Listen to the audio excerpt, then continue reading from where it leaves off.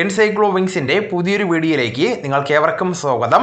CIBIL score കുറവാണ് എന്നതിൻ്റെ പേരിൽ ബാങ്ക് വായ്പ നിരസിക്കുന്ന അവസ്ഥയ്ക്ക് മാറ്റം വരികയാണ്.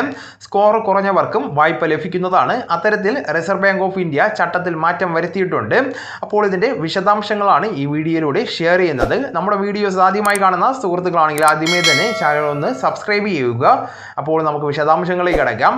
Credit information bureau of India limited CIBIL score ഓരോ വ്യക്തിയുടെയും തിരിച്ചടവ് ശേഷിയും ചരിത്രവും വിലയിരുത്തിയാണ് തയ്യാറാക്കുന്നത്. 300 മുതൽ 900 വരെയുള്ള 3 അക്ക നമ്പരാണിത്. ഉയർന്ന സ്കോർ ഉള്ളവർക്ക് തിരിച്ചടവ് ശേഷി ഉണ്ട് എന്നും അവർക്ക് വായ്പ നൽകാമെന്നുമാണ് ഇതുവഴി നിരീക്ഷിക്കുന്നത്. അതേസമയം സ്കോർ 700-ന് താഴെയാണ് എങ്കിൽ വായ്പ നിഷേധിക്കുന്നതാണ് നിലവിലത്തെ രീതി. ഇത് 10,000-കണക്കിന് ഉപഭോക്താക്കളെ പ്രതിസന്ധിയിലാക്കുന്നതാണ്. സിബിൽ സ്കോറിന്റെ പേരിലുള്ള പരിഗണനകളിൽ ഉദാര സമീപനം സ്വീകരിക്കുവാനാണ് റിസർവ് ബാങ്ക് നിർദ്ദേശം നൽകിയിരിക്കുന്നത്.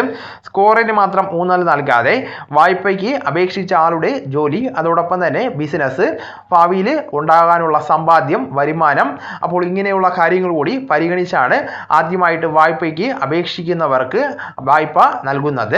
അപ്പോൾ ഇത്തരത്തിലുള്ള കാര്യങ്ങൾ സജീവമാക്കുവാൻ വേണ്ടി പ്രത്യേക വായ്പ അനുവദിക്കണമെന്നും നിർദ്ദേശിച്ചിട്ടുണ്ട്. സ്കോർ കുറവായിരുന്നാലും ഈ സാധ്യത വഴി പരമാവധി പേർക്ക് വായ്പ ലഭ്യമാകുകയാണ് ലക്ഷ്യം വയ്ക്കുന്നത്. ക്രെഡിറ്റ് കാർഡ് പോലുള്ളവയൊക്കെ തിരിച്ചടവ് ശേഷിയുമായി ബന്ധപ്പെടുത്തി വീഴ്ച വരുത്തിയതിന്റെ പേരിൽ സിബിൽ സ്കോർ കുറഞ്ഞവർക്ക് ആ ഒരു കാരണത്തിന്റെ പേരിൽ മാത്രം പുതിയ വായ്പ നിഷേധിക്കില്ല എന്നാണ് പുതിയ മാറ്റത്തിന്റെ പ്രത്യേകത. ഇത്തരക്കാർ ബാങ്കിനെ സമീപിച്ച് ജോലി, സ്ഥിര വരുമാനം, അതുപോലെ തന്നെ വരുമാന സാധ്യത എന്നിവ ബോധ്യപ്പെടുത്തേണ്ടതാണ്.